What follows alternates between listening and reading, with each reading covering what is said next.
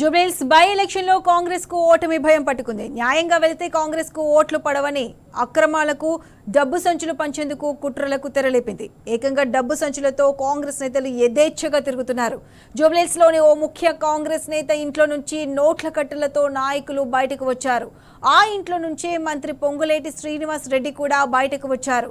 రేవంత్ రెడ్డి సన్నిహితుడు రోహన్ రెడ్డి కూడా ఆ ఇంటి నుంచే బయటకు వెళ్లిపోయారు. మరోవైపు ఆ ఇంట్లో బోరబండ కార్పొరేటర్ బాబా ఫసీయుద్దీన్ ఉన్నట్లు సమాచారం. ఈ సమావేశానికి కాంగ్రెస్ ఎమ్మెల్యేలు, కాంగ్రెస్ పార్టీ జూబ్లీహిల్స్ డివిజన్ ఇన్ఛార్జీలు అందరూ వచ్చారు. డబ్బు సంచులతో ఒక్కో నేత తమ తమ కార్లలో ఆ ఇంటి నుంచి దర్జాగా వెళ్లిపోయారు.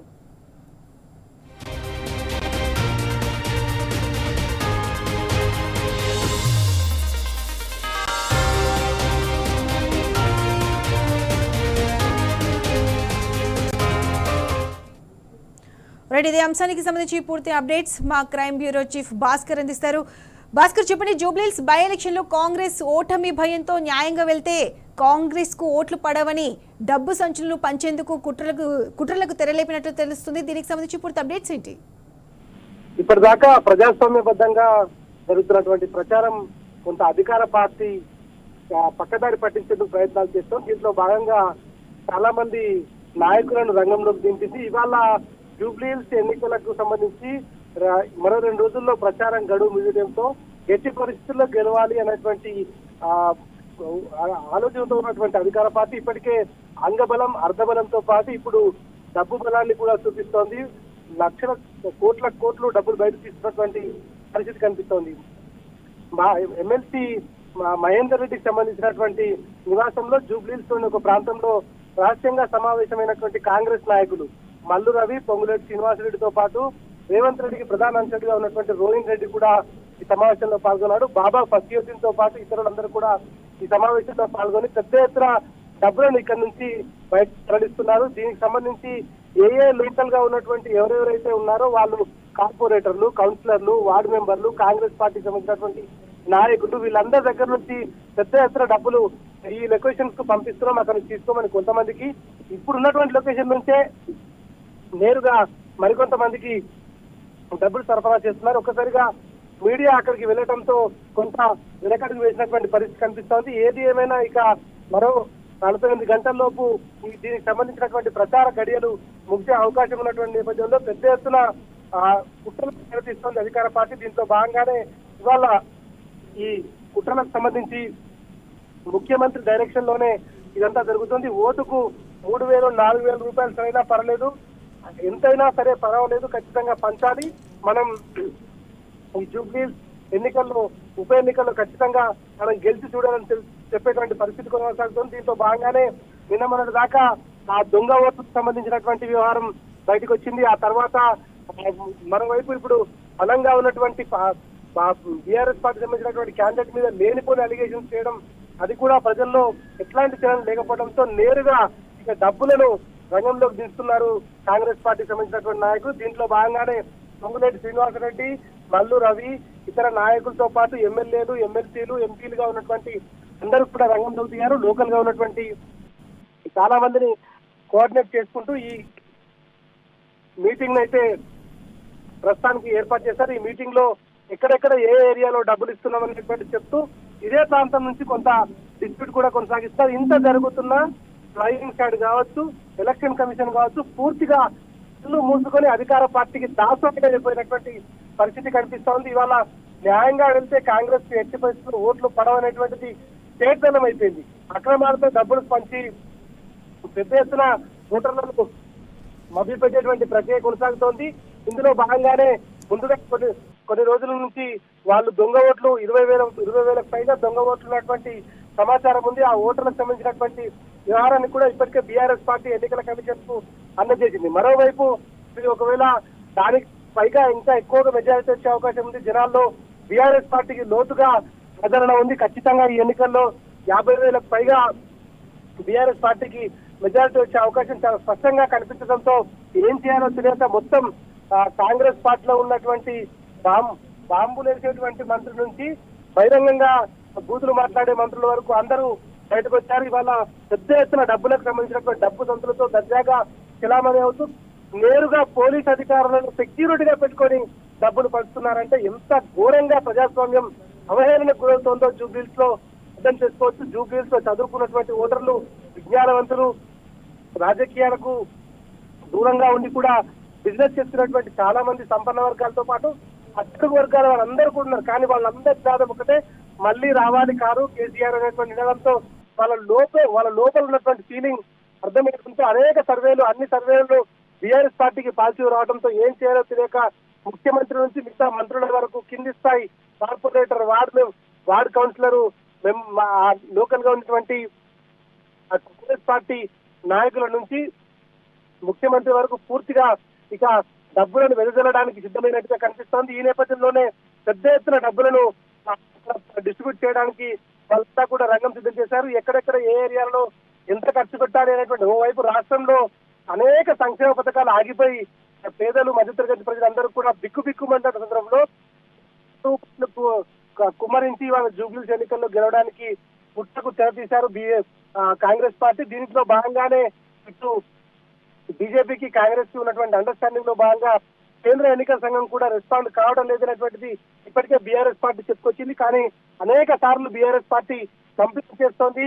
ఇక్కడ ఇంత జరుగుతుంటే ఆ ఏరియాలో ఒక ఫ్లయింగ్ స్క్వాడ్ రాకపోవడం, లోకల్ గా ఉండేటువంటి అధికారాన్ని అడ్డం పెట్టుకొని, అధికార దర్పంతో లోకల్ పోలీసులు అందరినీ అడ్డం పెట్టుకొని ఇవాళ ఉదయం నుంచి జరుగుతున్నటువంటి హైడ్రామా చూసుకోవచ్చు. ఎమ్మెల్సీగా ఉన్నటువంటి జనార్దన్ రెడ్డి ఆయన సొంత ఇంట్లోకి ఆయన వెళ్ళనివ్వకుండా ఆ ఇంట్లో ఎవరు లేకుండా డైరెక్ట్ గా ప్రవేశించి డబ్బులు పెట్టడానికి ప్రయత్నించినటువంటి సందర్భంలో బీఆర్ఎస్ పార్టీ నాయకులందరూ కూడా పెద్ద ఎత్తున అక్కడికి చేరుకొని గొడవ చేయడంతో ఇక దొరికిపోతామనేటువంటి నేపథ్యంలో వాళ్ళంతా ఏం చేశారో మనం అంతా కూడా చూసాం. కానీ ఇవాళ అధికార బలంతో, డబ్బు బలంతో ఓటు హక్కును కొనలేరు. ప్రజల మనసును గెలిచినటువంటి కేసీఆర్ ఇప్పటికీ వాళ్ళ మనసులో ఉన్నారు కాబట్టి ఏం చేయాలో తెలియక అనేక రకాలుగా కుట్టిస్తున్నటువంటి పరిస్థితి కనిపిస్తోంది. మంత్రులు, నేరుగా ఎంపీలుగా పనిచేసినటువంటి వాళ్ళు వీళ్ళంతా కూడా ముఖ్యమంత్రికి చాలా అత్యంత సన్నిహితుడిగా ఉన్నటువంటి రోహిన్ రెడ్డి నేపథ్యంలో ఈ డిస్ట్రిబ్యూషన్ అంతా జరుగుతున్నట్టు కనిపిస్తోంది. ఈ సమావేశానికి రోహిన్ రెడ్డి వచ్చి ఇక్కడ జరుగుతున్నటువంటి తతంగం అంతా ఎప్పటికప్పుడు పార్టీ పెద్దలకు చెప్పడం కోసం ఆయన దూతగా పంపించారు. ఆ తర్వాత మెంబర్ ఆఫ్ పార్లమెంట్ అత్యంత కీలకంగా ఉన్నటువంటి రేవంత్ రెడ్డికి దగ్గరగా ఉన్నటువంటి మల్లు రవి కూడా ఈ కార్యక్రమానికి హాజరు కావడం, ఇక మంత్రివర్గంలో కీలక మంత్రిగా ఉన్నటువంటి బాంబులేస్తానని చెప్పినటువంటి మంత్రి పొంగులేటి శ్రీనివాసరెడ్డి కూడా నేరుగా ఈ సమావేశానికి హాజరై మొత్తం డిస్ట్రిబ్యూషన్ సంబంధించినటువంటి వ్యవహారం అంతా దగ్గర నుంచి చూస్తున్నట్టుగా తెలుస్తా ఉంది.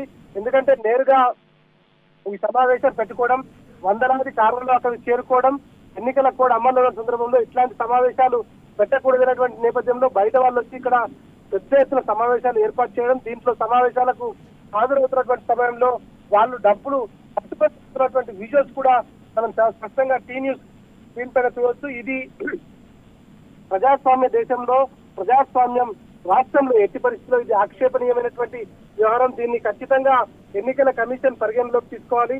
ఎందుకు అక్కడ సమావేశం ఏర్పాటు చేస్తున్నారు? మహేందర్ రెడ్డి అధికార పార్టీకి ఎమ్మెల్సీగా ఉన్నాడు, ఆయన ఆ పార్టీకి సంబంధించినటువంటి వ్యక్తిగా ఉన్నాడు. కానీ ఆయన పూర్తిగా ఆయన నివాసంలో సమావేశానికి పెద్ద ఎత్తున హాజరవుతున్న సందర్భంలో ఎలక్షన్ కమిషన్ కానీ ఈ స్క్వాడ్స్ కానీ ఎందుకు దీనిపైన ప్రశ్నించడం లేదనేటువంటి చాలా రకాల అనుమానాలు కలుగుతా ఉన్నాయి. ఇవాళ పోలీసులు, election commission, state election commission పూర్తిగా అధికార పార్టీకి వత్తాసు పలుకుతూ తొత్తులుగా మారినటువంటి పరిస్థితి కనిపిస్తోంది. ఇక బీఆర్ఎస్ పార్టీ విజయం సాధ్యమైన తెలిసినటువంటి నేపథ్యంలో బీఆర్ఎస్ పార్టీ క్యాండిడేట్ మాగంటి సునీత 50,000 మెజారిటీతో గెలవబోతుందనేటువంటి అన్ని సర్వేలు వచ్చినటువంటి నేపథ్యంలో ఏం చేయాలో తెలియనటువంటి డైలమాలో అధికారిగా ఉండి ఒక ఉప ఎన్నికల్లో గెలవలేకపోతున్నాం అనేటువంటి ఒక ధీరమైనటువంటి స్థితిలో దాన్ని ఎట్టి పరిస్థితిలో గెలవాలనేటువంటి ఒక ఆక్రోశంతో, ఒక డబ్బు వెదజల్లుతూ వాళ్ళంతా కూడా అధికార దర్పాన్ని ప్రదర్శించి ప్రజలపైన ఉద్యోగ ప్రయత్నం కొనసాగిస్తున్నారు. ఇది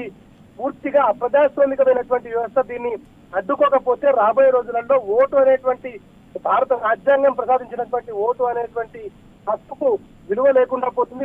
డాక్టర్ బాబాసాహెబ్ అంబేద్కర్ రాజ్యాంగం ఆధారితంగా ఏర్పడినటువంటి ఓటు హక్కును దుర్వినియోగం చేయడానికి వాళ్ళ కాంగ్రెస్ పార్టీ పూనుకుందనేటువంటి ఎప్పటికీ ఇవాళ జరుగుతున్నటువంటి తంతే ఒక నిదర్శనంగా కనిపిస్తోంది. వెంటనే జూబ్లీస్ ఉప ఎన్నికపై కేంద్ర ఎన్నికల కమిషన్ ప్రత్యేక నిఘాను ఏర్పాటు చేసి ఎప్పటికప్పుడు రాష్ట్రంలో అధికార పార్టీకి సహకరిస్తున్నటువంటి వ్యక్తులు ఎవరు, పోలీసు అధికారులు ఎవరు, దాంట్లో ఇన్వాల్వ్ అవుతున్నటువంటి రాష్ట్ర ప్రభుత్వంలోని వ్యక్తులు వారిపైన యాక్షన్ తీసుకోకపోతే ప్రజలు ప్రజాస్వామ్యబద్ధంగా శాంతియుత వాతావరణంలో వాళ్లకు భారత రాజ్యాంగం ప్రసాదించినటువంటి హక్కును వినియోగించుకోవడం మాత్రం కుదరదనేటువంటిది మాత్రం చాలా స్పష్టంగా తెలుస్తోంది. ఒక యుద్ధ వాతావరణం, ఒక భయంకర వాతావరణం, డబ్బులు వెదజల్లుతూ అధికారులను అడ్డం పెట్టుకుని అధికార దాహంతో ప్రజలపైన అనేక రకాలుగా ఒత్తిడి తీసుకొస్తున్నటువంటి పరిస్థితి కనిపిస్తోంది.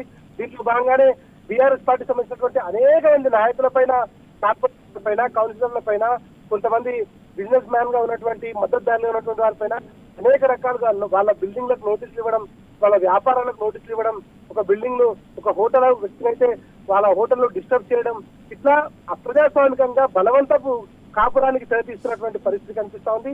ఇది నిజంగా కూడా ఇవాళ సుప్రీం సందర్భంగా కాంగ్రెస్ పార్టీ చేస్తున్నటువంటి అనేక రకాలైనటువంటి ఇబ్బందులను ఇది నిజంగా బుల్డోజర్ పరిపాలనకు మరోసారి అద్దం పట్టే విధంగా వాళ్ళు చేస్తున్నటువంటి ఈ ధోరణి అనేది ఎంత మాత్రం ఆక్షేపణీయం కాదు. దీనికి సంబంధించి ప్రభుత్వం అన్ని రకాలుగా అవతలి పార్టీ వాళ్ళని ఇబ్బంది పెడుతూ అధికార దాహంతో, అహంకారంతో, డబ్బు వెదజల్లుతూ గెలవాలనుకునేటువంటి ప్రక్రియపై ఖచ్చితంగా కేంద్ర ఎన్నికల కమిషన్ ప్రత్యేక నిఘాను ఏర్పాటు చేయాలి. లేకపోతే ఈ 2-3 రోజులలో జూబ్లీస్ లో భయంకరమైనటువంటి వాతావరణం, యుద్ధ వాతావరణం నెలకొన్నటువంటి పరిస్థితి కనిపిస్తోంది. ప్రజలు ప్రజాస్వామ్యబద్ధంగా తమ ఓటు హక్కును వినియోగించుకోవడానికి ఒక హక్కుదమైనటువంటి వాతావరణం, శాంతియుతమైనటువంటి వాతావరణం ఏర్పాటు చేయాల్సినటువంటి విధి ఎలక్షన్ కమిషన్ ఆఫ్ ఇండియా. కానీ ఇవాళ అట్లాంటి వాతావరణం కనిపించడం లేదు.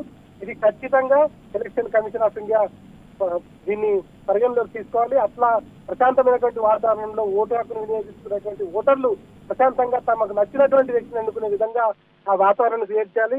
డబ్బుల కట్టడి చేస్తూ నిజంగా అట్లా చేస్తే తప్ప ఇవాళ జూబ్లీస్ లో ఉప ఎన్నికల్లో నిజమైనటువంటి అభ్యర్థులు గెలిచేటువంటి పరిస్థితి లేదు. పూర్తిగా బీఆర్ఎస్ వైపు అన్ని సర్వేలో 75% పైగా అనుకూలంగా వచ్చినటువంటి నేపథ్యంలో ఏం చేయాలో తెలియక 22 నెలల రేవంత్ పరిపాలనలో పూర్తిగా అంధకారంలో మునిగిపోయినటువంటి హైదరాబాద్, తెలంగాణను గుర్తు చేసుకుంటూ జూబ్లీస్ ప్రజలు పూర్తిగా మరోసారి కేసీఆర్ వైపు నిలబడ్డాం, కేసీఆర్ చేసినటువంటి అభివృద్ధి వైపు నిలబడతామని చెప్తూ ముందుకు వస్తున్న సందర్భంలో కావాలని కొత్త కుట్రలకు తెరతీస్తున్నటువంటి పరిస్థితి కనిపిస్తోంది. ఇవాళ డబ్బుల సంచులతో, అధికారులతో, పోలీసులను అడ్డం పెట్టుకుని డబ్బును వెదజల్లుతూ ఇవాళ ఓటర్లపైకి మరోసారి కాంగ్రెస్ దండుపాల్యం ముఠా బయలుదేరినటువంటి పరిస్థితుల నేపథ్యంలో ఎట్టి పరిస్థితుల్లో దీనిపైన ఎలక్షన్ కమిషన్ ఖచ్చితంగా నిక్కచ్చిగా ముందుకు వెళ్ళకపోతే ఇది ఇబ్బందికరమైనటువంటి వాతావరణం కలిగేటువంటి పరిస్థితి కనిపిస్తోంది. ప్రస్తుతం ఇవాళ అనేక చోట్ల నుంచి డబ్బుల పంపిణీ జరగబోతోంది. ఆ డబ్బులను ఎవరైతే ఓటర్స్ ఉన్నారో వాళ్ళకిచ్చి ప్రణబు పెట్టి వాళ్ళ మనసును మార్చడానికి అనేక రకాలుగా అధికార పార్టీ ప్రయత్నిస్తోంది. దీన్ని వెంటనే అధికారులు, అదే స్టేట్ ఎలక్షన్ కమిషన్ కావచ్చు, సెంట్రల్ ఎలక్షన్ కమిషన్ కావచ్చు, దీనిపైన చర్యలు తీసుకోకపోతే ఖచ్చితంగా ఇబ్బందికరమైనటువంటి వాతావరణం కనిపిస్తుంది. ముందు నుంచి ఇంటెలిజెన్స్ వర్గాలు కావచ్చు, నిఘా వర్గాలు కావచ్చు చెప్తున్నప్పటికీ 3 రోజులు ఎన్నికలు ఉన్నాయనగా అధికార పార్టీ కుట్రలు తెరలేపుతాయని చెప్పినటువంటి వ్యవహారం అయితే ప్రస్తుతం కనిపిస్తోంది. ఆ రకంగా అధికార పార్టీ పావులు కదుపుతున్నటువంటి వ్యవహారం చాలా స్పష్టంగా కనిపిస్తోంది. దీన్ని ఇప్పటికైనా కంట్రోల్ చేయాల్సినటువంటి ప్రభుత్వ వ్యవస్థలు ఏవైతే ఉన్నాయో అవి పూర్తిగా విఫలమైనప్పుడు ఎన్నికల కమిషన్ తమ అధికారాలను ఉపయోగించుకొని వీటిని కట్టడి చేసి ప్రజలకు ప్రజాస్వామ్యబద్ధంగా ప్రశాంతమైనటువంటి వాతావరణంలో ఎన్నికలు నిర్వహించాల్సినటువంటి బాధ్యత ఉంది. కాబట్టి ఆ బాధ్యత వెంటనే తీసుకోవాలని చెప్తున్నారు. కానీ ఇవాళ మనం విజయోత్సవం చాలా మంది ఎమ్మెల్యేలు, ఎంపీలు, ఎమ్మెల్సీలు, మంత్రులు అక్కడికి చేరుకొని వాళ్ళు ప్రశాంతంగా ఉన్నటువంటి జూబ్లీస్ ఇబ్బంది పెట్టే విధంగా వాళ్ళ అక్కడ డబ్బులను వెదజల్లుతూ అక్కడికి వచ్చినటువంటి వాళ్ళందరికీ ఒక్కొక్క ఏరియాకి ఇంత అమౌంట్ అంటూ డిస్ట్రిబ్యూట్ చేస్తున్నట్టుగా సమాచారం వస్తుంది. ఈ సమాచారాన్ని వాళ్ళు చేరవేస్తూ దాని లోకల్ గా ఉండేటువంటి లీడర్లకు డబ్బులు పంపించి అక్కడి నుంచి ఎన్నికలను కొనసాగించాల్సి వస్తున్నారు. మరి దీన్ని ఎంతవరకు ఎలక్షన్ కమిషన్ కట్టడి చేస్తున్న చూడాలి. ఎట్టి పరిస్థితుల్లో ప్రజలు పూర్తిగా బీఆర్ఎస్ వైపు ఉన్నారు కాబట్టి దాన్ని డిస్టర్బ్ చేయడానికి డబ్బుల సంచులతో ఇక కాంగ్రెస్ పార్టీ బయలుదేరింది. ముందుగా దొంగ ఓట్లకు సంబంధించినటువంటి వ్యవహారం, తర్వాత ఇటు తప్పుడు కేసులు పెట్టించే వ్యవహారం, ఇక ఏం చేయాలో తెలియక డబ్బులను వెదజల్లేటువంటి ప్రక్రియ కొనసాగిస్తోంది. పూర్తిగా ప్రజాస్వామికంగా తయారైంది కాంగ్రెస్ పార్టీ. ఓవైపు రాహుల్ గాంధీ దొంగ ఓట్ల గురించి దేశవ్యాప్తంగా ప్రచారం చేస్తా ఉంటే ఒక్క జూబ్లీస్ లోనే 25,000 పైగా దొంగ ఓట్లు కాంగ్రెస్ పార్టీకి దగ్గర ఉన్నాయంటే ఎంత పెద్ద ఎత్తున అధిష్టానాన్ని మోసం చేస్తుందో, 2 నాలుకల దూరంతో కాంగ్రెస్ పార్టీ వెళ్తుందో అర్థం చేసుకోవచ్చు. పూర్తిగా దీన్ని డిస్టర్బ్ చేసి దొంగ ఓట్లతో గెలవాలని చూస్తున్నటువంటి పరిస్థితి కనిపిస్తోంది. ఏది ఏమైనా దీనిపైన ఎంక్వైరీ చేయాల్సినటువంటి ఎన్నికల కమిషన్ త్వరితగతిన ఎంక్వైరీ చేసి నిర్ణయం తీసుకోవాల్సినటువంటి బాధ్యత ఉంది.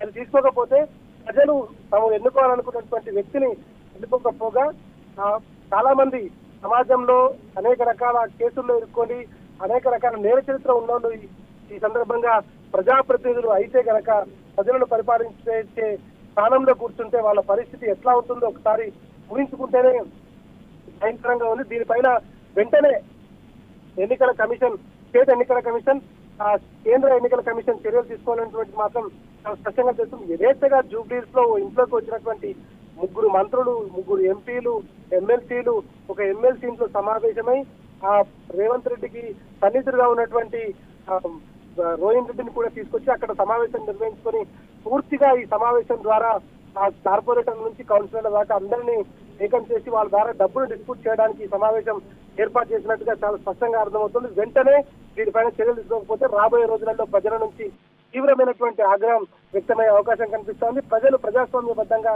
శాంతియుత వాతావరణంలో వారి ఓటు హక్కును వినియోగించుకునేటువంటి అవకాశం కల్పించాల్సినటువంటి బాధ్యత కేంద్ర ఎన్నికల సంఘం, రాష్ట్ర ఎన్నికల సంఘం ఉంది.